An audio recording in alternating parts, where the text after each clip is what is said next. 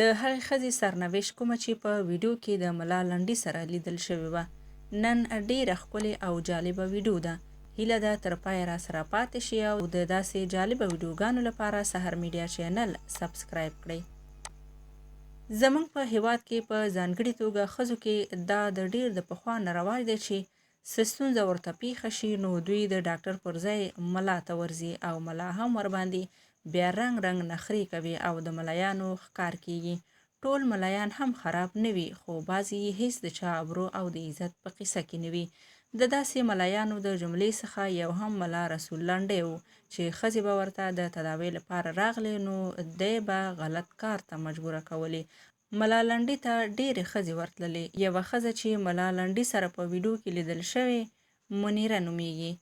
منیره د فاریاب ولایت اوسیدونکې ده. کله چې هغه ملا لنډۍ سره په ویډیو کې راغلې وه نو د فاریاب پولیسو منیره په دې جرم گرفتاره کړه چې تا ملا لنډۍ ته کمپاین کاوه او تر اوسه پورې د فاریاب ولایت محبس کې بندي ده.